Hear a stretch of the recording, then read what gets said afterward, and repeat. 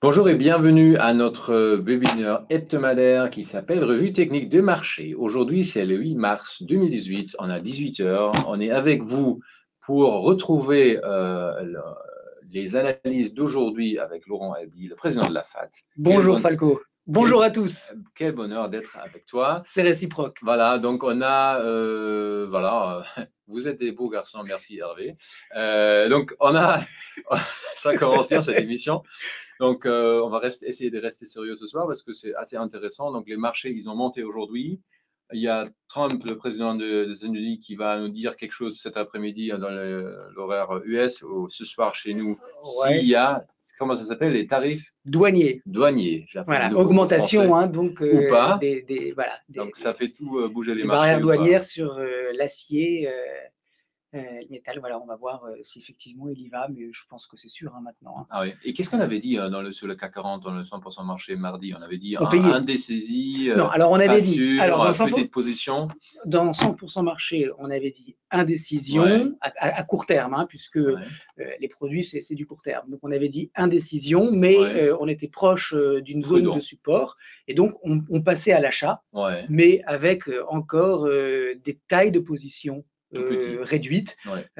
parce qu'il y a encore beaucoup de choses qui peuvent changer. On était à la veille de la BCE, hein, qui a eu lieu cet après-midi, Falco. Ouais. Et puis, Trump qui finalement y va avec ses barrières douanières. Donc, ça bouge pas mal du côté des nouvelles. Et donc, dans ce contexte qui, par ailleurs, est un petit peu indécis, ce n'est pas la peine de charger la barque à mort. Hein, donc, on a acheté le CAC 40, on a eu raison, mais avec des petites positions parce que voilà, ce n'était pas le moment de prendre des risques inconsidérés. Très bien. Donc, qu'est-ce qu'on va faire cette semaine? Je vais passer tout de suite l'écran à Laurent. Et c'est arrivé comme ça, il peut présenter son sommaire de cette semaine. Alors, attendez. Ouais, juste clic sur Voilà. Et voilà, qu'est-ce qu'on a? Je vois les biens et les services industriels. Alors, attends, Falco. Ah, qu'est-ce que je fais? Je fais une bêtise? Non, mais non, c'est bon. je voudrais juste. Il faut revenir juste sur l'autre truc.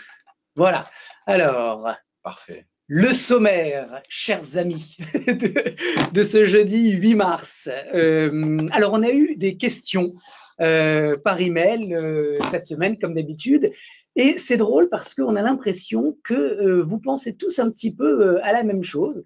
Et on a eu beaucoup d'interrogations sur le secteur des services et des biens industriels. Alors, je ne sais pas si vous vous donnez le mot. Entre vous, mais en tout cas, c'est revenu. C'est organisé. En fait, voilà, exactement. Ouais. C'est une conspiration. Donc, on a vu des questions sur Getlink, hein, anciennement Eurotunnel, ADP qui a fait un très beau breakout hier et on voit que cela n'a pas échappé à votre attention. Alstom également, donc j'en ai profité pour faire un petit topo sur le secteur industriel aux États-Unis et en Europe, d'autant plus qu'ils n'ont pas exactement la même physionomie. Donc c'est intéressant de regarder un petit peu la différence entre les deux. Ensuite, on va faire un petit peu d'analyse intermarché, c'est-à-dire qu'on va montrer des ratios qui me semblent tout à fait intéressants pour essayer de jauger l'appétit ou au contraire l'aversion au risque qui existe en ce moment sur les marchés financiers. Et c'est bien les marchés financiers dont il s'agit et pas seulement les marchés actions, parce que cet appétit ou cette aversion, on va voir qu'elle se retrouve pas seulement sur le secteur des equities, donc des marchés actions, mais également du côté du marché obligataire. Et on va regarder ensemble quelques charts qui vont nous montrer ce que vous supposez déjà, puisque je sais que vous êtes tous réguliers et assidus à nos webinaires, et donc vous savez ce que je pense. Et ce que je pense, c'est que, je vous l'ai dit depuis plusieurs semaines, je pense que nous ne sommes pas à l'aube d'un marché baissier. Il y a eu effectivement une fracture, un préjudice, un vrai dommage technique qui s'est fait avec cette baisse très brutale et somme toute assez significative à la fin du mois de janvier. Mais je vous ai montré ces dernières semaines des graphiques qui montrent que l'appétit pour le risque est toujours présent. Et je continue de le penser et je vais vous montrer pourquoi avec d'autres graphiques dont je suis sûr ils vont vous passionner. Ensuite, on va regarder le Nasdaq, qui est très fort. Et un Nasdaq qui est fort, c'est un élément à mettre du côté des boules, c'est-à-dire du courant acheteur. On va regarder le Nasdaq parce que, bon, sur le S&P, on regarde toutes les semaines. Il n'y a pas vraiment quelque chose qui a beaucoup changé sur cet indice. Donc, on va changer un petit peu. On va regarder le Nasdaq, qui par ailleurs est intéressant parce qu'il est souvent précurseur sur le S&P. Donc, on va voir un petit peu ce qui fait ce Nasdaq 100. Et puis après, on va retourner sur notre fil conducteur habituel avec le CAC 40 et puis les actions, donc le secteur industriel comme on l'a vu tout à l'heure. Renault qui a attiré votre attention, et là encore, je vois que vous êtes devant vos écrans parce que c'est intéressant ce qui se passe sur Renault actuellement. Arcelor du côté des matériaux de base et Eramet pour Guy, on va regarder ce qui se passe et puis après on se penchera sur le cas de AXA qui a vraiment beaucoup déçu avec là aussi une forte baisse de court terme et qui est vraiment au bord du précipice, donc il faut vraiment qu'on ait des acheteurs maintenant qui se présentent sur le titre au niveau des cours actuels parce que sinon ça va commencer vraiment à sentir le sapin, c'est-à-dire qu'il y aurait un retournement de moyen terme qui pourrait se mettre en place. Sentir le sapin, mon cher Falco. Ça, c'est une expression bien française. Ouais, j'aime bien. Alors, on commence donc avec le secteur industriel et on va regarder un petit peu donc depuis la fin d'année dernière, c'est-à-dire dernière séance de cotation aux États-Unis le 29 décembre. Comment ce secteur se situe par rapport à la performance des autres secteurs? Et vous le voyez, il est ici à 0,9% de progression depuis le début de l'année. Alors, ce qu'on voit, c'est qu'il sous-performe le S&P, puisque lui, il est à 2% de progression. Et par ailleurs, on voit trois secteurs très forts qui sont les technologiques, les valeurs cycliques et les valeurs financières. C'est le tiercé gagnant. Et ça, encore une fois, quand on a des secteurs cycliques qui sont aussi forts, ça veut dire que les investisseurs placent leur argent sur les valeurs de ces secteurs, et ce sont des secteurs qui témoignent, qui reflètent l'appétit pour le risque, puisque quand on a des anticipations de retournement de marché, on a les secteurs défensifs, c'est-à-dire typiquement les utilities, les staples. Alors les staples, ce sont toutes les actions des entreprises de consommation courante, c'est-à-dire que vous continuez d'acheter quel que soit l'état de l'économie, les produits pour le lave-vaisselle, les produits de lessive, tout ce qui de toutes les façons est nécessaire pour les ménages dans leur fonctionnement habituel. Et donc, on a des secteurs cycliques qui continuent de surperformer et par conséquent, cela m'indique qu'on a toujours de l'appétit pour le risque sur ce marché. Alors les industriels, on voit qu'il est juste derrière le S&P, il n'a pas une performance négative depuis le 1er janvier, mais on voit qu'il est un petit peu en retard par rapport aux autres secteurs, il est un petit peu en retard dans la performance. Alors, le deuxième chart que je voudrais maintenant vous montrer, c'est la performance des secteurs américains depuis le rebond qui a commencé donc après la clôture de la séance du 8 février dernier. Alors, qu'est-ce qui est le plus remonté après cette période très courte de très forte volatilité? On retrouve les technologiques avec plus 11% de progression. Et d'ailleurs, on va le voir ensemble tout à l'heure, puisque le Nasdaq 100, qui a une forte coloration technologique, eh bien, est presque retourné sur son précédent sommet, qui était par ailleurs un sommet historique. Ensuite, on a les financières, qui sont toujours donc très fortes. Le S&P, qui a rebondi de 5,65%, et puis les industriels, biens et services industriels, à plus 4,57%, donc qui talonnent, on va dire, le S&P, devancé par les basic materials et le healthcare, mais qui malgré tout n'est pas parmi les derniers. Donc on va dire qu'on a un secteur industriel aux États-Unis qui est à peu près en ligne avec la performance du S&P et qui a pris un petit peu de retard en ce début d'année, mais ce retard, pour le moment, n'est pas alarmant. Alors, on va regarder maintenant concrètement le chart du secteur industriel américain. En haut, vous avez donc la force relative. C'est un graphique en données hebdomadaires qui remonte à 2013. Et en bas, vous avez la performance absolue du secteur. Alors, vous avez donc ici, depuis 2017, un ratio qui a été mollement baissier, puisque vous voyez qu'il y a beaucoup d'overlap. Alors, un overlap, c'est quand vous avez, dans une tendance baissière, un rallye de contre-tendance qui revient à la hauteur du précédent rallye, puis ça rebaisse, mais que de manière marginale par rapport au précédent creux, et puis après, ça remonte presque jusqu'au précédent rallye, et puis ça baisse. Donc, vous voyez, on est dans une sous-performance modéré, on va dire, sur 2017, puisque on est passé de plus 5 à moins 1, ça veut dire 6% de sous-performance entre le début d'année 2017 et puis l'automne. Et puis après, on est revenu assez fort en fin d'année, et puis on rebaisse maintenant.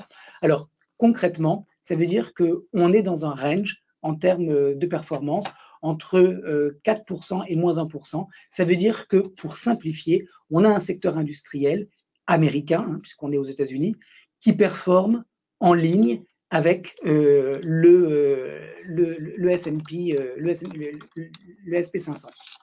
Alors, vous voyez ici, depuis 2016, on est dans un bull market sur le secteur industriel, comme d'ailleurs le S&P.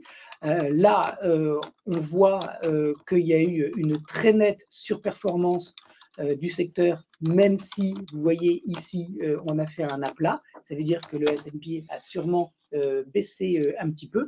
Et puis, voilà, on repart et on est donc dans une performance à peu près, on est à plus 0,82 depuis donc quelques années. Donc, on est vraiment dans un secteur qui est en ligne, on va dire, avec le reste du marché, ce qui est un facteur encourageant, puisque le secteur industriel, c'est évidemment un secteur cyclique, et par conséquent, on n'a pas de dégagement important sur ce segment de marché. Voilà ce qu'on pouvait dire donc sur l'industrie aux États-Unis. Alors maintenant, on va regarder le secteur des biens et des services industriels en Europe. Et on voit que en bas, c'est la force relative. Et on voit donc qu'on a une surperformance importante de ce secteur depuis 2016. Vous voyez un ratio qui fait des creux et des sommets qui sont ascendants. J'ai tracé une ligne de tendance ici qui montre que pour le moment, on est au-dessus et que ça continue de progresser. Deux moyennes mobiles de moyen et long terme qui, elles aussi, sont très bien orientées et qui s'écartent. Au niveau de la force relative, on voit que on a un petit tarissement du momentum haussier, puisque le plus haut ici est marginalement plus élevé que le précédent. Et ici, on fait un sommet un petit peu plus bas. Donc, on voit qu'on est en train d'assister à un retour d'une performance en ligne avec le reste du marché. Mais cette performance en ligne, c'est une performance de moyen terme, une performance relative de moyen terme qui est en train donc de décélérer, mais qui reste toujours positive, mais qui s'inscrit, elle, dans une dynamique relative de long terme qui, elle, reste très bien orientée. Quand on regarde le secteur lui-même, c'est ce que j'ai mis donc en haut, on a donc une tendance de long terme qui est haussière avec l'inscription donc d'un nouveau sommet.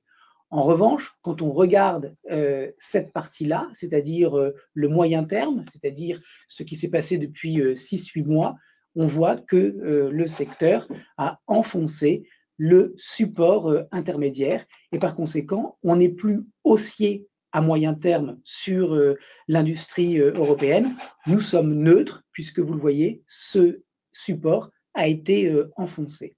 Et puis quand on regarde ce qui s'est passé très récemment, on voit qu'on est sur une tendance baissière de très court terme qui pourrait se stabiliser, puisque je vous ai mis ici une lecture, ou plutôt les indicateurs d'Ishimoku, et on voit que le secteur a trouvé un support à la fois sur une ligne de tendance haussière, mais également sur le haut du nuage, et on assiste en fait à la stabilisation des prix. Alors peut-être que cette zone de prix, c'est une zone qui va de nouveau donc attirer les acheteurs et qu'on va avoir un redémarrage de l'appétit donc pour ce secteur. Et par conséquent, s'il progresse, si l'argent arrive plus vite sur le secteur industriel que sur le reste du marché, eh bien, on aura ici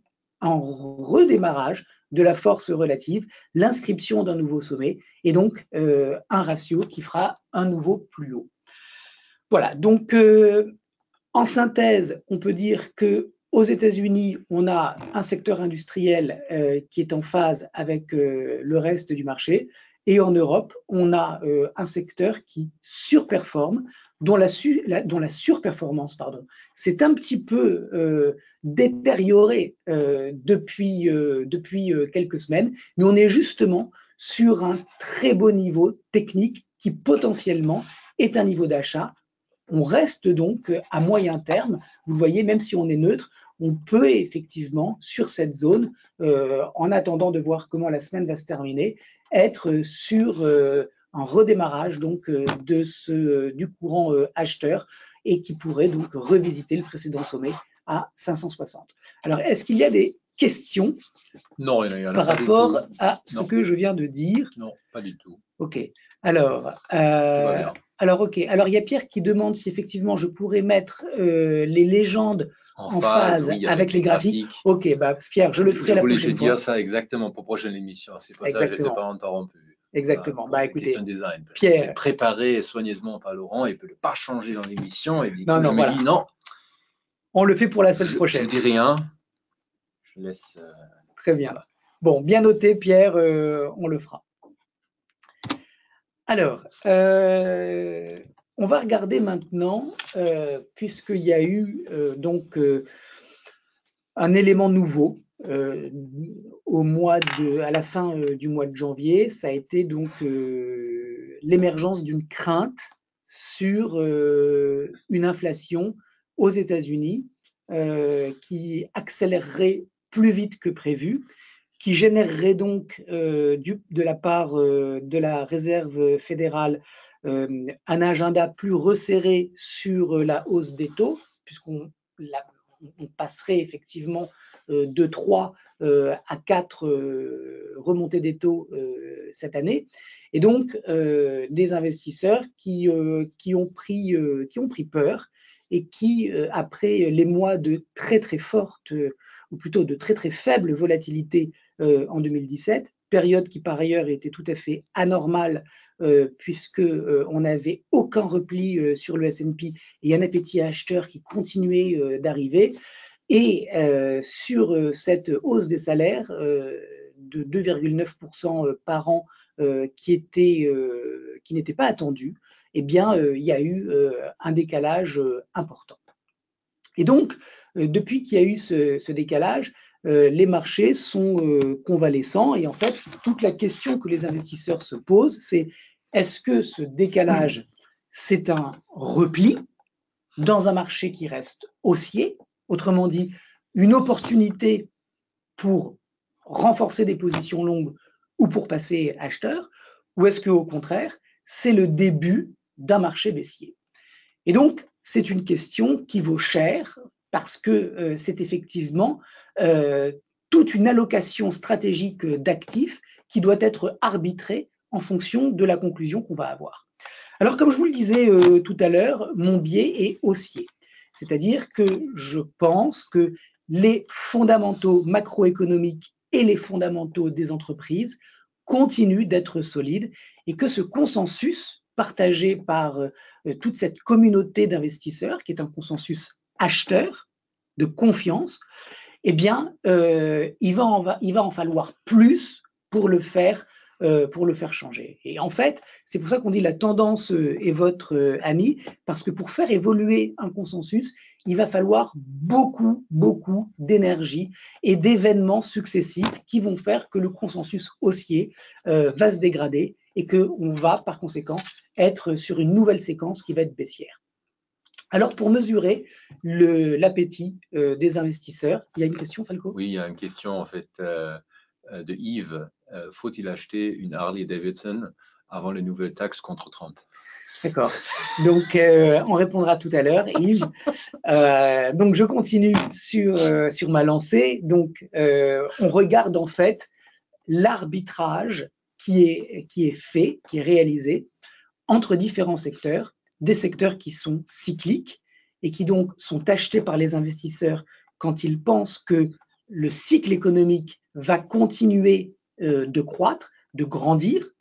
Et en face, on a des valeurs défensives qui, elles, sont favorisées quand les opérateurs pensent que le cycle est arrivé à son terme et que par conséquent, ce sont les entreprises qui bénéficient, qui sont positionnées sur des segments de marché qui ne sont pas liés au cycle, qui vont donc surperformer parce que justement, elles commercialisent des produits dont on a toujours besoin. Alors, le premier chart, c'est donc le ratio sur ces 5 dernières années entre les consumer discretionary. Alors, qu'est-ce que c'est les consumer discretionary? C'est donc ces valeurs, ces entreprises qui commercialisent des produits qu'on achète, qu'on consomme quand on a confiance dans l'économie. Ce sont les valeurs liées au tourisme. Ce sont en fait ce sont les produits en fait qu'on achète et qui ne sont pas de première nécessité. Et en face, on va diviser donc ce consumer discretionary par les consumer staples. Et quand on a un ratio qui monte, eh bien cela montre donc la confiance et la dépense des consommateurs dans les valeurs, dans les produits qui sont cycliques. Et qu'est-ce qu'on voit là? On voit une progression qui, au départ, en 2016, est en ligne, puisque vous le voyez, les deux secteurs surperforment de la même manière. Puis après, il y a une accélération du secteur de la consommation cyclique qui fait une vraie accélération. Et puis après, on refait un plat. Et puis là, on est dans une progression extrêmement forte avec un RSI qui, lui aussi, est suracheté, mais qui ne montre pas de divergence baissière.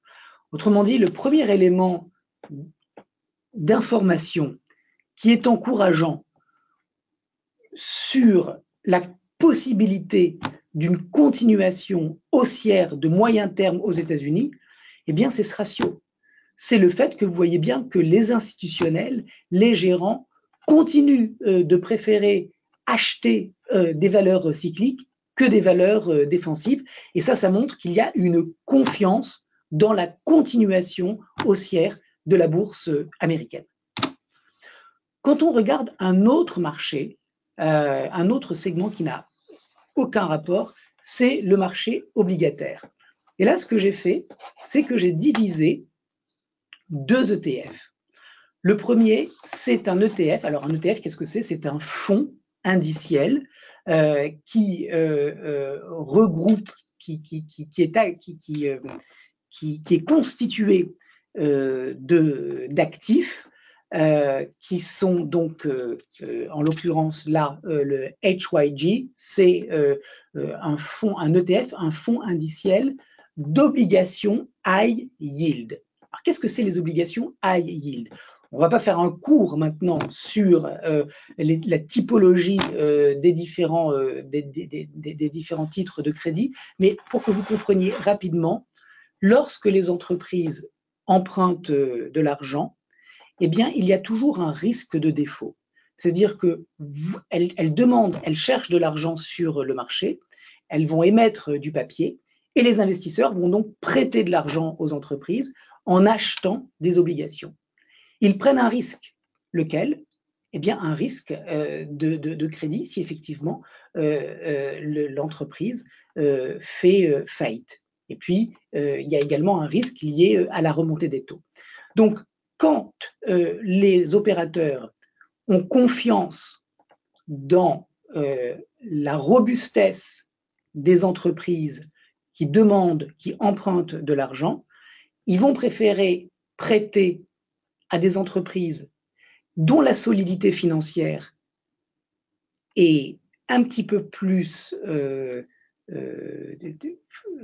délicate, mais qui prêtent à des rendements plus élevés. Et le pendant de cette attitude, c'est au contraire de prêter de l'argent à des entreprises dont la solidité financière est plus ferme, mais qui par conséquent empruntent à des taux moins élevés. Donc, le high yield, une autre appellation pour ce segment, c'est les junk bonds.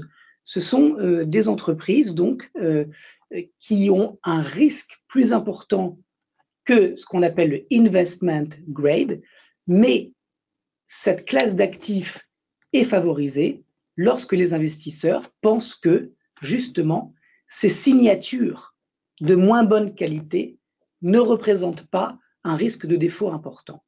Et pourquoi ils ne représentent pas un risque de défaut important? Eh bien parce que justement, l'économie est robuste. Donc, quand on divise le high yield par le investment grade ou par les treasuries, on a une mesure de l'appétit ou de l'aversion au risque. Alors, qu'est-ce que c'est les treasuries? Les treasuries, c'est les obligations d'État du gouvernement américain qui sont censées représenter le risque zéro. C'est-à-dire que la plus belle signature actuelle au niveau donc, de la dette souveraine, c'est la signature américaine. On considère que quand on achète une obligation 10 ans américaine, eh bien, c'est là qu'on va parquer son argent dans le segment de marché le moins risqué. Donc, mesurer la progression du high yield, qui est la dette d'entreprise risquée, avec le Treasury, le T-note américain, qui représente le risque le moins élevé, c'est mesurer en fait sur le marché obligataire l'appétit pour le risque. Et c'est ce que vous avez à l'écran. J'ai divisé sur les 5 dernières années le HYG, qui est donc un ETF de junk bonds, avec le TLT, qui est un ETF de dette souveraine américaine entre 10 et 30 ans. Entre 20 ans et plus, entre 20 et 30 ans. Donc vraiment, les obligations avec une maturité très lointaine et qui sont donc très sensibles à l'inflation et qui payent le plus, puisque c'est une longue maturité, sur donc cette dette souveraine. Et qu'est-ce qu'on voit? On voit un ratio qui vient de faire un nouveau plus haut. C'est-à-dire que l'argent va plus s'orienter vers l'ETF qui est composé de dettes risquées que vers l'ETF qui est composé d'actifs non risqués. Qu'est-ce que ça nous dit ça? Ça veut dire que l'appétit pour le risque reste aujourd'hui prédominant. Et par conséquent, cela va dans le sens d'un marché boursier action américain qui devrait, a priori, c'est un autre signe encourageant pour avoir un marché boursier américain qui va faire des nouveaux plus hauts. Le troisième chart que je vous montre, c'est également un ratio. Je divise le Nasdaq 100 par le S&P. Le Nasdaq 100, c'est les 100 plus grosses capis du Nasdaq. Et les plus grosses capis du Nasdaq, c'est essentiellement des valeurs technologiques. Apple, Amazon, Alphabet, etc. Et ce sont des valeurs qui représentent l'appétit pour le risque. Et je divise ce Nasdaq 100 par le S&P qui représente un spectre beaucoup plus large du tissu économique américain, puisqu'il y a les 9 secteurs dans le S&P. Et qu'est-ce qu'on voit?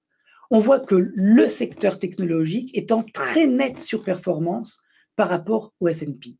Quand on a un Nasdaq qui surperforme le S&P, quand on a les junk bonds qui surperforment les T-notes et T-bonds, et quand on a un secteur cyclique qui surperforme le secteur de la consommation courante, les probabilités pour qu'on soit à l'aube d'un marché baissier sont extrêmement faibles. C'est ce que nous dit l'analyse sectorielle, l'analyse intermarché et par conséquent l'analyse technique. Donc quand on voit les flux qui continuent de favoriser les actifs risqués, on peut envisager, sans trop se tromper, sans pour autant avoir des certitudes,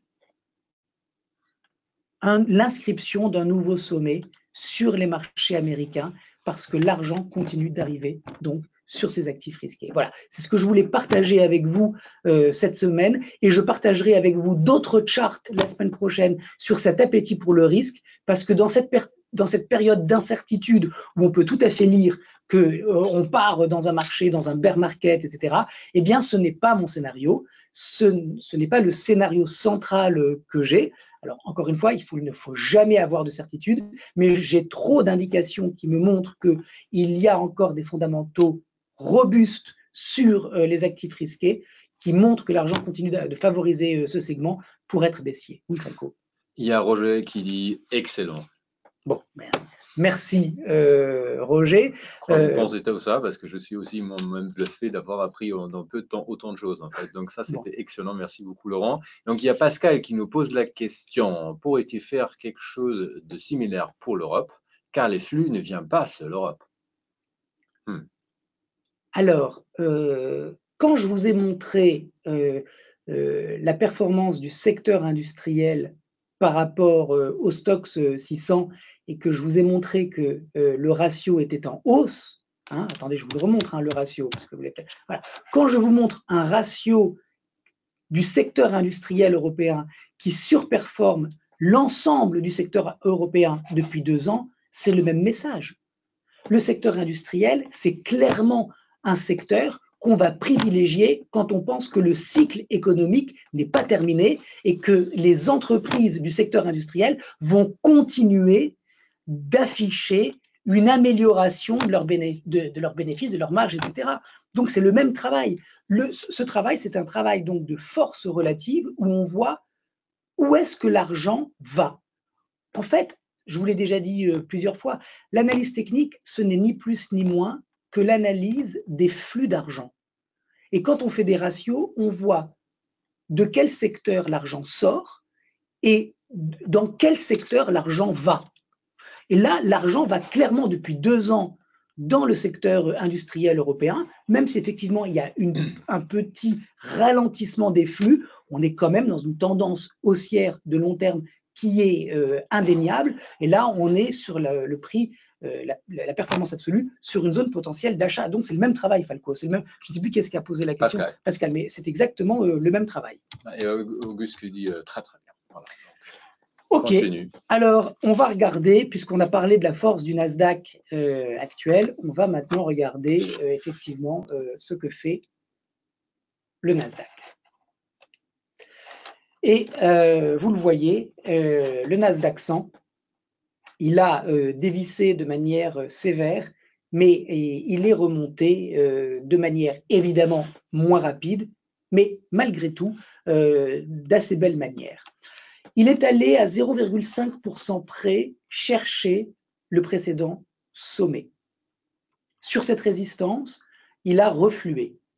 Ce reflux a été très bien contenu. C'est un repli maîtrisé qui montre qu'il y a toujours de l'appétit acheteur parce qu'on s'est arrêté à quelques points près sur le 38,2, c'est-à-dire 38% de retracement de la hausse précédente.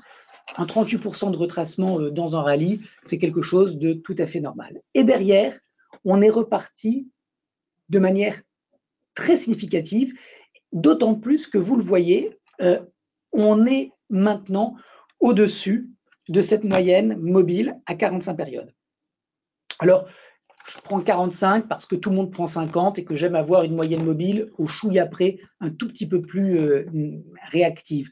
Mais l'idée, c'est que si on se met, regardez, en ligne de clôture, bah, on voit qu'on n'a jamais, l'indice n'est jamais repassé sous la moyenne mobile à 45 périodes depuis qu'il a entrepris son rebond.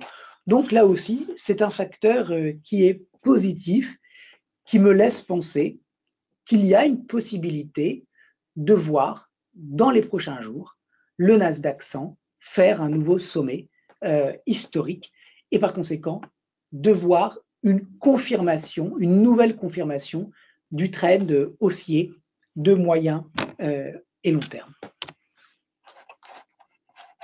Alors, je vais me remettre en bougie. Voilà, donc on a eu, vous voyez, une assez jolie divergence sur le RSI qui n'a pas fait un nouveau plus bas alors que le prix, lui, en a fait un. Et puis après, on est retourné sur 66 et on a reflué depuis. Donc maintenant, ce qu'on attend, c'est un nouveau sommet sur le Nasdaq et un RSI qui repassera en zone de surachat, même si c'est marginal. En tout cas, il me semble qu'il y a des chances d'assister à cet événement dans les prochains jours ou dans les prochaines semaines. Alors, on va regarder maintenant s'il n'y a pas de questions. Non, il y a juste un commentaire en fait sur tes analyses que tu as fait avant. En fait, c'est que Roger qui dit que le problème qui provoquera la baisse viendra d'ailleurs, en fait. C'est-à-dire d'ailleurs, Roger Roger. Le problème qui provoquera la baisse viendra d'ailleurs. Pas peut-être d'une économie pas saine, mais plutôt d'un choc d'un autre choc inattendu. Voilà. Voilà, non, bon. il répond pas. Bon, ok. Bon, on va continuer. Roger, si vous êtes toujours là, vous pouvez tout à fait utiliser la fenêtre de chat pour préciser votre pensée. Et d'ailleurs, il y a Pascal qui pose la question, va-t-on avoir un W sur les indices comme en 2015-16? La boule de cristal, elle est où? Oui, c'est ça. Tu l'as pris cette fois-ci ou pas? Non? Alors, regardez, si on se met, attendez, si on se met sur le S&P, attendez.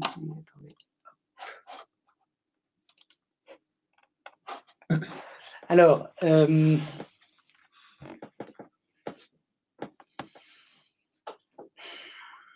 c'est une réponse, je ne sais pas. Je ne peux pas anticiper l'avenir. Mon sentiment, c'est qu'il y a une chance qu'on ne retourne plus sur la moyenne mobile à 200 périodes. Si on avait dû le faire, je pense qu'on aurait dû le faire dans cet élan où on reconnaît trois corbeaux qui sont une combinaison de bougies donc japonaises qui annoncent une baisse plus importante. Ça peut encore être un scénario de marché. On pourrait tout à fait repartir maintenant à la baisse, chercher la moyenne mobile à 200 périodes. Ce n'est pas une hypothèse qu'il faut totalement exclure. On peut dire que si on repasse au-dessus de la moyenne mobile à 45 périodes en clôture, bah, il y aura là encore un petit peu moins de chances qu'on le fasse. C'est une possibilité, on va dire qu'on est à 50-50. En fait, la question est intéressante parce qu'on est malgré tout dans une consolidation et ça veut dire qu'on n'a pas vraiment l'un des deux camps, l'un des deux courants, acheteur ou vendeur, qui a pris les choses en main. Et c'est vrai qu'on pourrait tout à fait, là on voit que depuis 4-5 jours, ce sont les acheteurs qui ont repris le contrôle des échanges, mais il pourrait tout à fait y avoir un nouveau catalyseur et une nouvelle aversion au risque de court terme qui reviendrait, et on repartirait donc sur la moyenne mobile à 200 périodes. Ce n'est pas moi le scénario privilégié que je conserve. Mais bon, c'est pas parce que ce n'est pas le scénario privilégié que je conserve que c'est pas celui qui va arriver. Mais a priori, j'ai le sentiment que on devrait continuer maintenant de progresser, au moins jusqu'à ce précédent plus haut. Voilà. Mais on est dans une consolidation, on n'est pas dans une tendance de court terme. Donc, vous avez raison de poser la question parce que ce n'est pas quelque chose qu'il faut exclure totalement comme hypothèse. Il y a Roger qui parlait de problèmes qui provoqueraient la baisse. Il viendra d'ailleurs. Mais donc, il précise, en fait, ça serait des chocs de confrontation. Donc, entre qui et qui? Ce serait un truc politique, à mon avis, hein, comme, je sais pas. Ok. Écoutez. En guerre. Alors, je m'en tiens au graphique que je vous ai montré de moyen terme. Et je m'en tiens à cette conclusion que l'appétit pour le risque, a priori, est toujours présent. À très court terme, c'est ce qu'on appelle le bruit. Ça peut monter, ça peut baisser, mais sur le fond, je pense que nous allons assister en 2018 à l'inscription de nouveaux sommets sur les marchés américains. Voilà, c'est ça le message auquel je crois aujourd'hui. Maintenant, est-ce qu'à court terme, on va rebaisser sur la moyenne mobile à 200 périodes? L'itinéraire, je ne l'ai pas, mais personne ne l'a. Mais en revanche, le mouvement des forces tectoniques qui montrent que certains secteurs sont privilégiés par rapport à d'autres montrent qu'on devrait a priori assister en 2018 à l'inscription de nouveaux sommets parce que le consensus n'a pas suffisamment bougé pour partir en marché baissier. Voilà. Alors, sur le CAC 40, là aussi, on n'est pas allé chercher le plus bas précédent.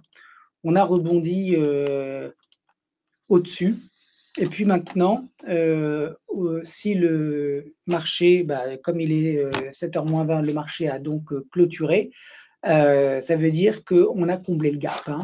Regardez, si je cache tout ça, on a comblé le gap baissier. Ça veut dire qu'a priori, on devrait maintenant retourner sur le plus haut. Et si on le dépassait, alors ça voudrait dire qu'on retournerait vraisemblablement sur les 5550 points. Si je vous montre un autre graphique qui est l'Eurostoxx 50, il est plus faible que le CAC 40. C'est pour ça qu'il est retourné sur le plus bas précédent, alors que le CAC s'est arrêté ici. Sur l'Eurostoxx 50, on a la formation d'une base à partir de laquelle les marchés pourraient rebondir. Et donc, si cette hypothèse sur l'Eurostoxx est la bonne, ça veut dire qu'il va retourner sur le pic intermédiaire qui sépare les deux creux, que le CAC 40 va continuer de monter.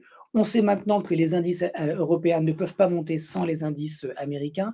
Ça veut dire que si ce scénario haussier de renversement de tendance baissière se confirme, eh bien, les marchés américains, eux, auront continué de monter dans le même temps.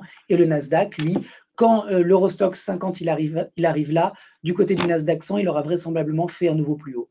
Donc ça veut dire qu'on est peut-être dans un marché action qui est en train d'organiser son retournement haussier avec une validation de ce retournement sur le dépassement de ce sommet de contre-tendance baissière de court terme sur l'Eurostoxx à 3470.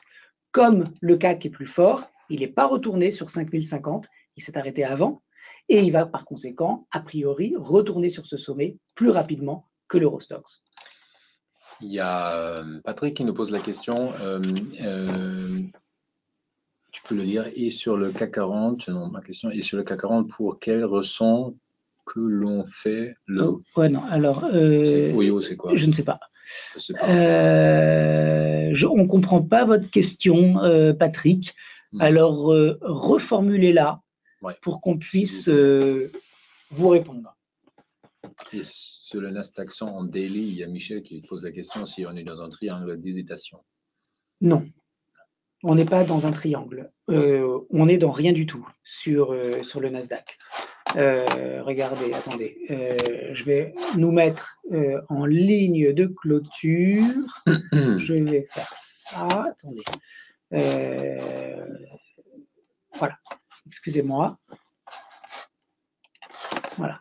Donc, sur le Nasdaq 100, ce n'est pas un triangle, c'est une consolidation et à très court terme, c'est une tendance qui est toujours haussière, puisque regardez, le dernier creux qui précède le sommet, il a été que marginalement enfoncé en clôture et qu'on repart a priori à la hausse. Donc sur cet horizon de temps-là, depuis début février, on est dans un courant acheteur. Sur cet horizon-là, depuis le 26 janvier, on est dans un contexte neutre. Et sur cet horizon-là, on est dans un courant qui est toujours positif. Alors maintenant, on va regarder les valeurs qui vous intéressent. Et on va commencer avec Groupe Eurotunnel, nouvellement dénommé Getlink. Et on voit que nous sommes depuis donc cette date, hein, c'est-à-dire depuis à peu près 1 an et demi, sur un marché qui est haussier, avec une tendance haussière lente, avec beaucoup d'overlap, mais qui est malgré tout donc positive. On est en train d'assister au franchissement de cette zone de résistance importante. Si le marché valide d'ici demain soir en données hebdomadaires le breakout, alors le groupe Eurotunnel ira vraisemblablement chercher la zone de résistance suivante à 13 €. Donc, à moyen terme, on est sur un marché qui est haussier, des moyennes mobiles qui ont croisé à la hausse, un RSI qui arrive de nouveau en zone de surachat, le prix qui invalide cette lecture positive sur Getlink, eh bien, c'est au-dessous de 10 €. Alors, quand on regarde Getlink à court terme, on voit donc ce niveau de support dont je viens de parler, qui invalide la tendance haussière de moyen terme et qui est également le point de passage de la moyenne mobile à 200 périodes, autour de 10,30 €. À court terme, le niveau d'invalidation, je le place ici, c'est-à-dire sous 10,83. Le marché est fort. Si on assiste à un repli sur l'ancienne zone de résistance qui devient support, il y a des chances d'assister à une validation du principe de changement de polarité avec des opérateurs qui consolideront, renforceront leur position longue. Donc, on est, vous le voyez, à moyen terme dans un trend haussier et on est à court terme dans un trend qui était plat depuis le mois de novembre et on a une reprise de tendance sur le groupe Eurotunnel.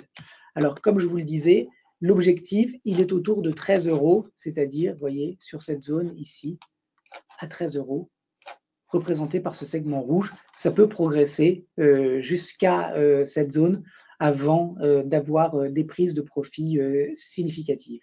Donc voilà, donc techniquement, on a eu une validation par les volumes du breakout haussier, des moyennes mobiles 10 et 40 qui croisent à la hausse, un support dynamique donné par la moyenne mobile 200 périodes qui a été validé.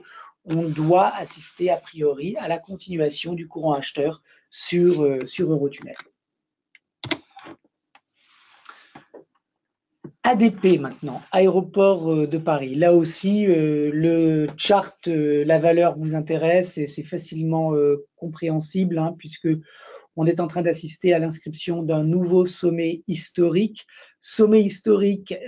qui vient après une hausse démarrée en octobre 2016, avec une ligne de tendance qui est haussière, vous le voyez, avec 4 points de contact, des moyennes mobiles 34 et 65 qui sont parfaitement alignées à la hausse, une zone d'invalidation de cette tendance haussière de long terme à 156,40, un RSI qui s'est dégonflé, logique, hein, puisqu'on a consolidé latéralement et qui est en train de passer en zone de surachat.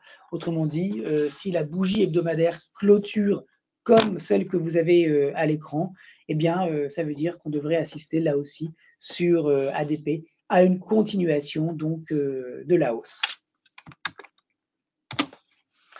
Alors, quand on regarde le chart de court terme, eh bien, on est également à nouveau haussier après un premier courant acheteur qui nous obligeait, hein, à être positif.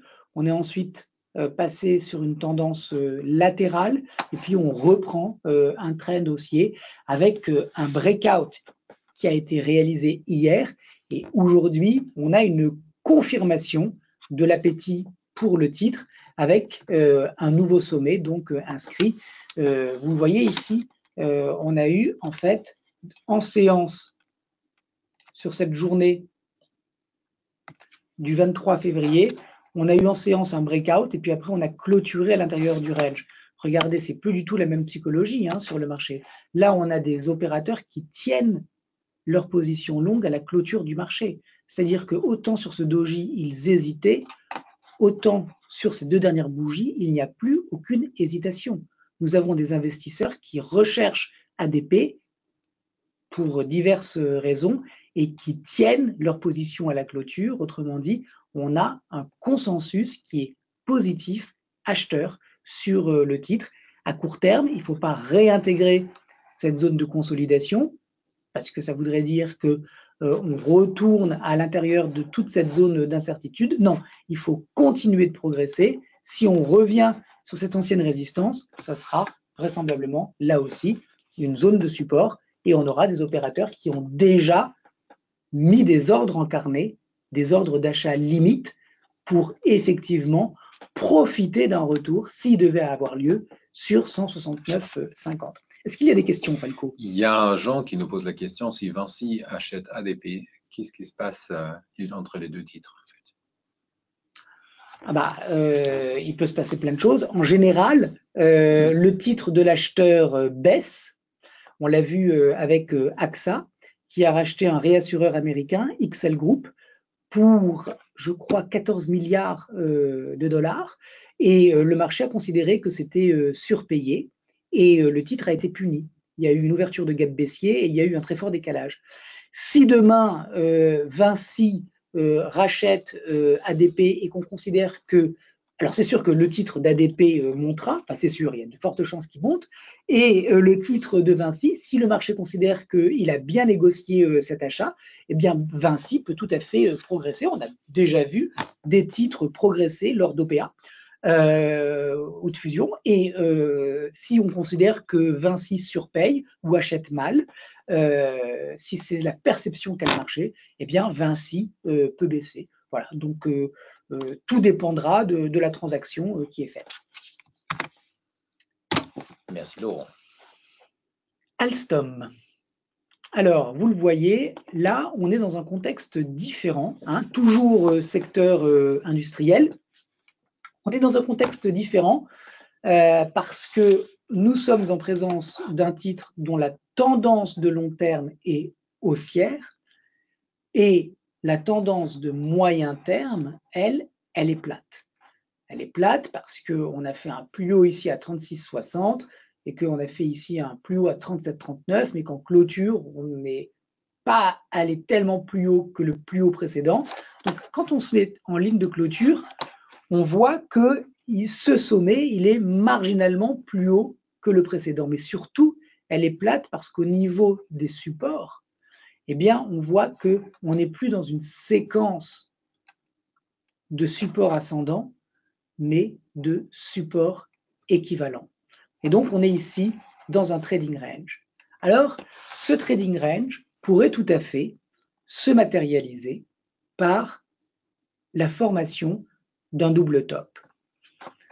Premier top, deuxième top, ligne de coup, rupture de la ligne de coup, projection de la hauteur du double top, et ça nous met sur 30 €. Autrement dit, sur Alstom, on est arrivé en quasiment 2 semaines sur le support de moyen terme. Le rebond est pour le moment très, très timide. On ne peut pas dire que les acheteurs se bousculent pour payer Alstom. Malgré tout, le support tient. Et tant qu'il tiendra, nous resterons neutres sur Alstom. Si le support est enfoncé, alors il y a un risque baissier d'environ 10%, même plus, puisqu'on passerait de 33,45 à 30. Donc, un risque de baisse de 10% qui ramènerait donc potentiellement les cours sur le niveau des 30 €. Donc, Alstom, tendance pour le moment, avec les figures qu'on a aujourd'hui.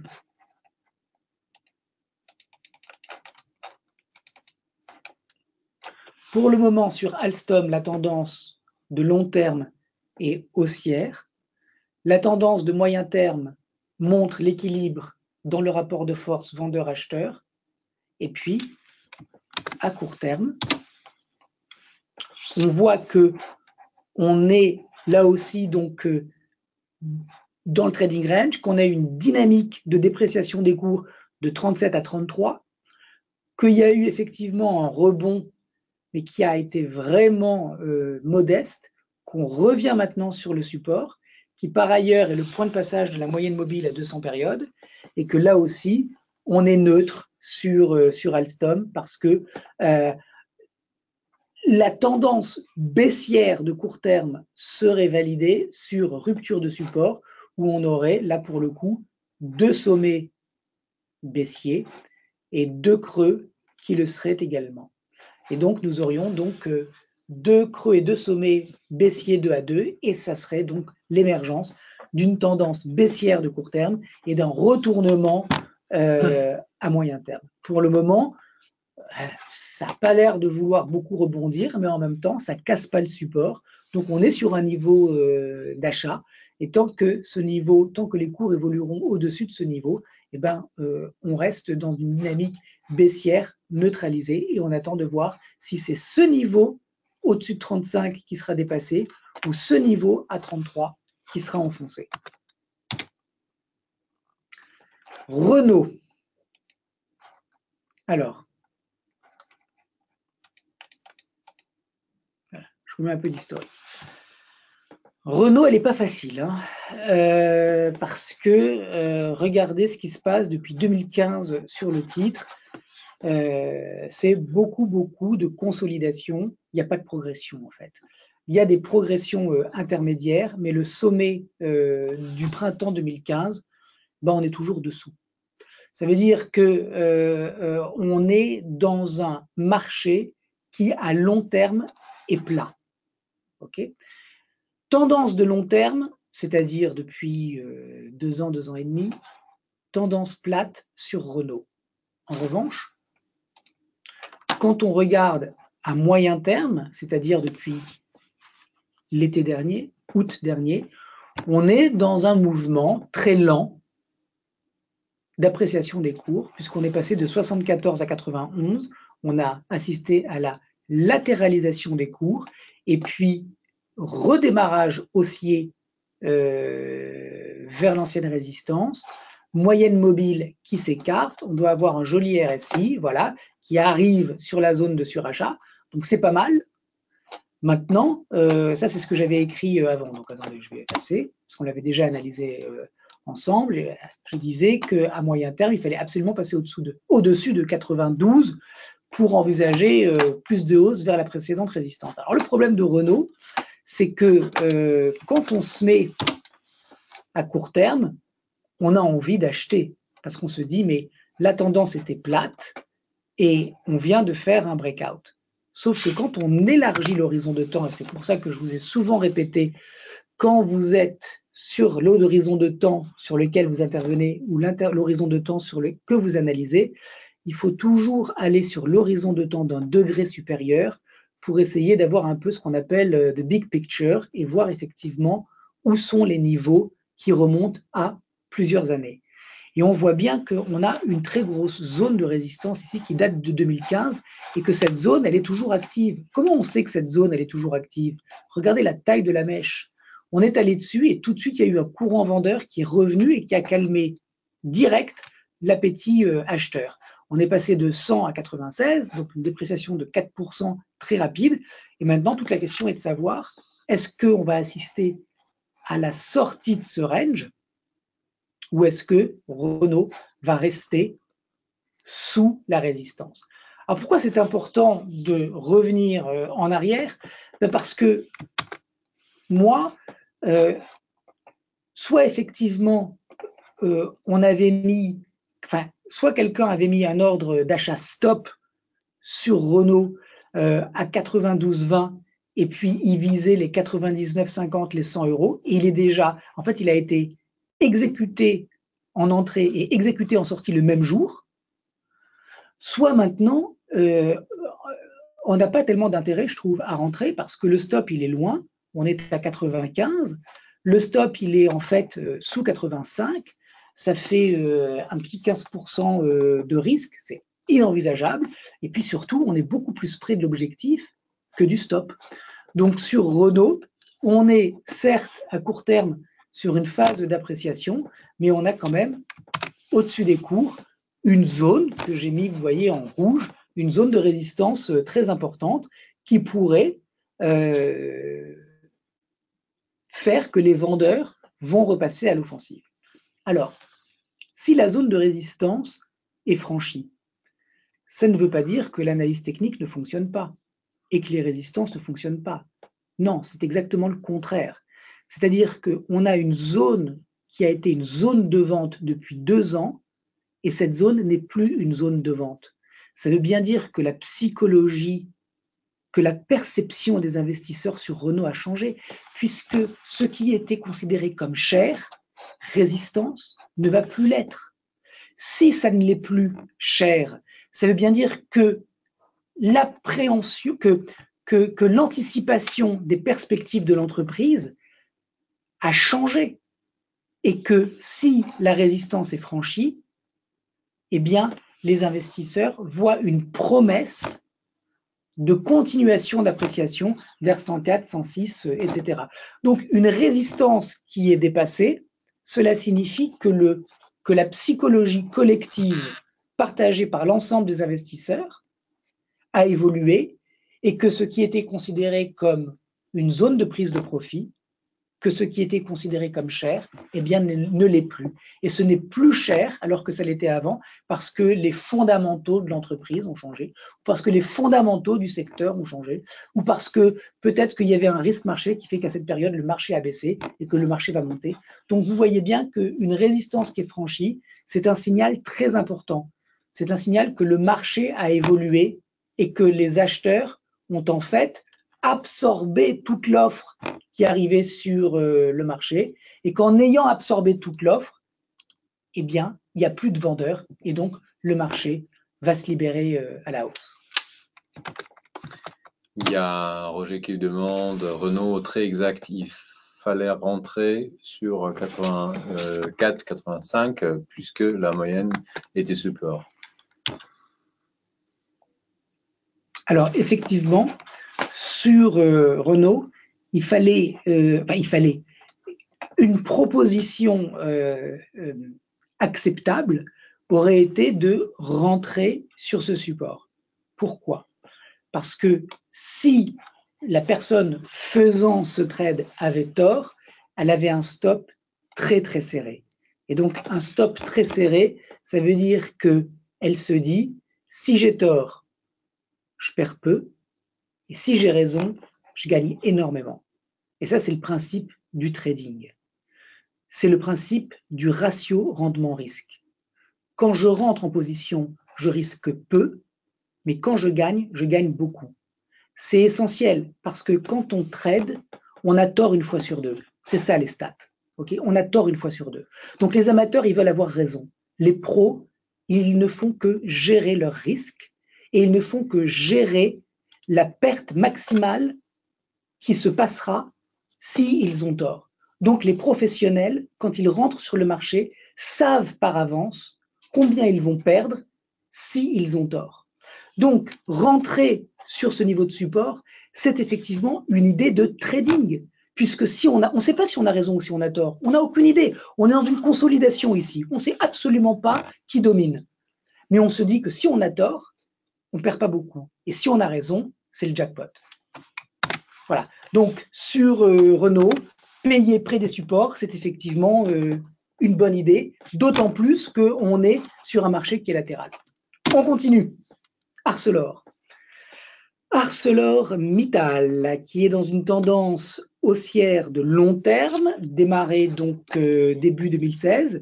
Et cette tendance de long terme, elle est actuellement interrompue par une correction intermédiaire de moyen terme, puisqu'on est passé de 30,50 à 25,80. Hein. Donc, tendance haussière de long terme, avec des moyennes mobiles qui sont bien orientées. Une ligne de tendance qui est une zone, puisque là, on a un premier point de contact. Ici, il a été enfoncé, mais ici, il a été revalidé.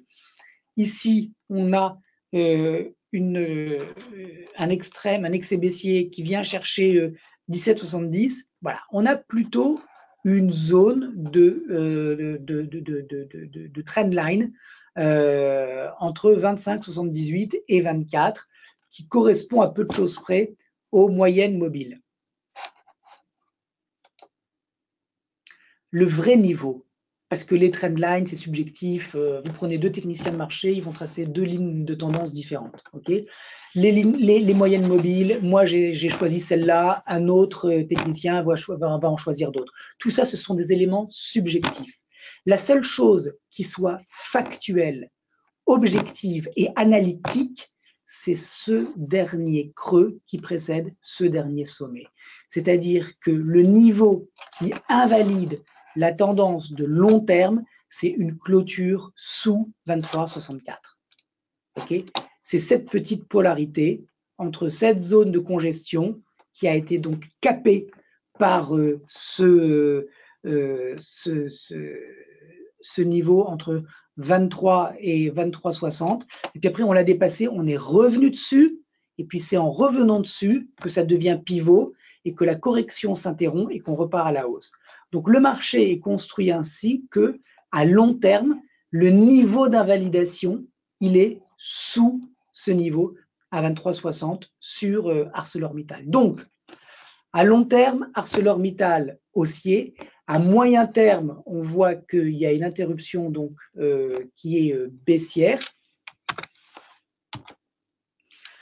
Et là, on voit bien sur Arcelor que il faut un creux plus bas que celui-ci pour que nous ayons deux sommets baissiers, deux creux baissiers, et nous aurons donc à court terme une tendance baissière. Alors pour le moment, ce n'est pas arrivé. On voit bien que les cours se stabilisent sur cette zone de polarité de court terme, mais on voit également que le rebond pour le moment est assez timide. Donc Arcelor à vérifier, parce que si à court terme on casse le support, ça veut dire qu'on peut assister à un risque, à l'ouverture d'un nouveau risque vers 23-25. On est actuellement à 26,60. Donc attention sur ArcelorMittal. On est en phase de consolidation maintenant qui pourrait déboucher sur une phase de correction. Eramet. Avant qu'on fait Eramet, il y a Hubert qui dit à cause des infos et Trump chez Arcelor que ça consolide. Oui, il y a un lien. Il y a un lien. Alors, en fait, c'est toujours un mix entre les fondamentaux de l'entreprise, les fondamentaux du secteur, les fondamentaux qui font que le marché va dans un sens ou dans l'autre, parce qu'un marché haussier, ça aide toutes les actions, c'est-à-dire qu'il y a un consensus d'appétit. Et puis après, il y a ce qu'on appelle le news flow, c'est-à-dire Trump qui s'excite sur les barrières douanières. Et voilà, et tout ça fait que Arcelor est impacté à différents degrés par toutes ces nouvelles.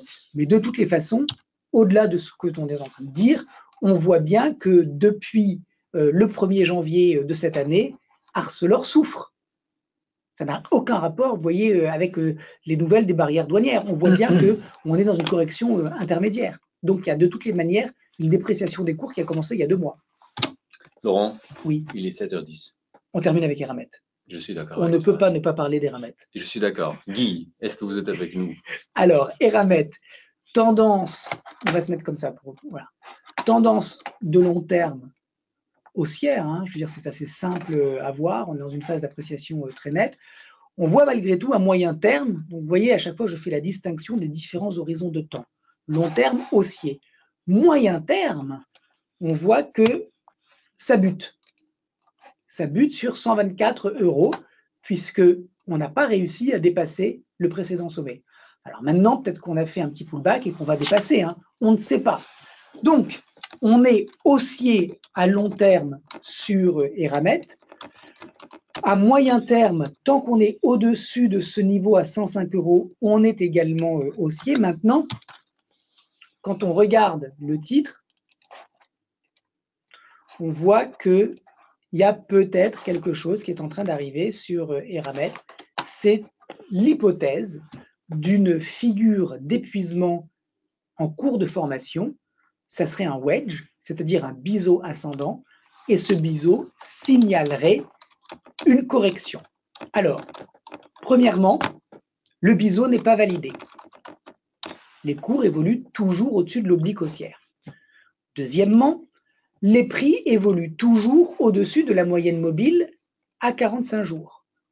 Donc, aucun courant vendeur significatif important. Malgré tout, on voit bien que le titre a fait un plus haut marginal par rapport au précédent et que s'il y avait une rupture de l'oblique haussière, le risque baissier serait d'assister donc au retour, puisque quand un biseau est déclenché, la cible, c'est le point d'origine du biseau, c'est-à-dire celui-ci. Donc, si ce niveau à 115, 116 est enfoncé, on retournera sur Eramet sur 103. Et là, qu'est-ce qui va se passer? On n'en sait rien, ce qui va se passer, sauf que, regardez, si je trace des lignes totalement hypothétiques, on pourrait avoir donc le retour sur le support, et puis ensuite, on pourrait avoir de nouveau une hausse, et puis après, on pourrait avoir de nouveau une baisse, et nous aurions une tête-épaule. Alors, cette tête-épaule, ce n'est pas du tout le scénario que je suis en train d'anticiper. Je vous montre simplement, bien avant qu'elle n'existe, la possibilité de la formation d'une figure de retournement. Mais peut-être que tout cela ne va absolument pas se passer, peut-être que le biseau ne va absolument pas être enfoncé, et peut-être que dans les prochains jours, Eramet va faire un nouveau sommet. Attendez, il faut que je trace. Hop. On va faire ça, et par conséquent, on repart à la hausse. Donc, vous voyez, il ne faut pas demander à l'analyse technique ce qu'elle n'est pas en mesure de vous donner. Elle vous signale simplement, l'analyse technique, qu'il y a potentiellement une baisse de régime. Ça, on le constate. Regardez la différence de rythme dans l'appréciation entre cette montée et ce qui se passe. Donc, il y a une décélération de la vitesse. Une décélération de la vitesse, qu'est-ce que ça veut dire? Ça veut dire qu'il y a de l'offre qui rentre sur le marché. C'est pour ça que ça progresse moins vite, parce qu'il y a des tech profits. Il y a tous ceux qui ont payé toute cette hausse qui se disent peut-être que ce ne serait pas complètement idiot de réaliser mes gains. Et comme il y a beaucoup de papiers qui rentrent, eh bien, les acheteurs ont du mal à éponger toute cette offre qui arrive. Et donc, il y a une décélération. Sauf que pour le moment, on est toujours en train de faire des creux et des sommets ascendants, dont on remarque simplement que les nouveaux sommets sont très proches des précédents sommets et qu'on voit que les creux, eh ben, ils sont proches eux aussi. Vous voyez, il y a une différence entre cette séquence ici et puis celle-là, où les creux sont tous très espacés. Là, ils sont très proches. Donc, ça veut bien dire qu'il se passe quelque chose sur Eramet. Mais c'est peut-être juste une consolidation. C'est peut-être pas un retournement de tendance. Donc, pour le moment, haussier. 1, on est haussier. 2, on constate le ralentissement. 3, ça nous fait donc penser qu'il y a peut-être un biseau en formation. 4, on attend la validation du biseau pour anticiper un retour sur 103. Et si c'est effectivement le cas et qu'il y a un rebond, alors la tête-épaule, elle prendra peut-être corps, puis qu'elle ne prendra pas du tout corps, qu'on repartirait, qu'on fera un nouveau sommet. Donc, on est obligé de suivre au fur et à mesure ce qui se passe sur le marché. Mais enfin, fondamentalement, sur le titre, pour le moment, du point de vue de l'analyse, on va dire haussier avec une hypothèse pas du tout fantaisiste de consolidation. Merci Laurent. Maintenant, il fait maintenant 19h15, mais il y a Pascal qui nous dit AXA. Et je me dis, alors, allons-y alors. Oui. C'était d'accord. Mais bien sûr. Oui. Okay. C'était prévu de toutes les manières. Alors, AXA. On est sur un marché qui a du mal, hein, parce que pendant toute cette période, on est sur une latéralisation des cours. On revient sur le support à 17, puis après, vous le voyez, on reste dans le range. Donc, tendance plate. Hein. Tendance de long terme plate, tendance de moyen terme haussière. OK ? Donc, tendance de moyen terme haussière, on se dit, est-ce que ça va franchir 26 ? En tout cas, pour le moment, c'est le niveau à 22 qui compte. Qu'est-ce qui se passe derrière ? Ça progresse, on reste sous 26. On va tester 26, on reste sous 26. On stationne sous 26. On franchit 26. Donc là, la tendance de moyen terme est confirmée à la hausse. Dès qu'on a fait un nouveau sommet, qu'est-ce qu'on fait ? On va chercher le précédent creux qui serait le niveau d'invalidation. Et le précédent creux, il est dans cette zone, entre 23 et 24. Qu'est-ce qui se passe derrière ? On réintègre, on fait un gap baissier et on retourne sur 22. Ça veut dire que on est sur une zone de polarité de moyen terme sur AXA. C'était une zone de résistance, c'est une zone de support et ça redevient potentiellement une zone de support. Il ne faut pas que cette zone soit enfoncée parce que si cette zone est enfoncée, ça veut dire qu'on va retourner sur 20 € et là, ça veut dire qu'on a retourné cette tendance. Là, pour le moment, cette tendance, elle est interrompue. On est neutre à moyen terme. Hein, sur moyen terme depuis juillet 2017. On est passé neutre sur AXA parce qu'on a enfoncé ce niveau. Mais on n'est pas encore baissier. Mais si on fait un retour ici et qu'on fait un nouveau creux, alors la tendance de moyen terme se sera retournée. La tendance de long terme sera une tendance plate. La tendance de court terme sera baissière. J'espère que vous suivez. Et par conséquent, on retournera potentiellement sur 19 €. Quand on regarde AXA à court terme, vous voyez bien qu'on est dans une tendance de court terme qui est baissière. On revient sur ce niveau, on va voir si ça réagit ou pas. Donc AXA est mal en point, elle est à moyen terme sur une zone charnière. Nous ne sommes plus haussiers à moyen terme, nous sommes neutres et nous pouvons passer baissier si effectivement ce niveau à 22 € est enfoncé.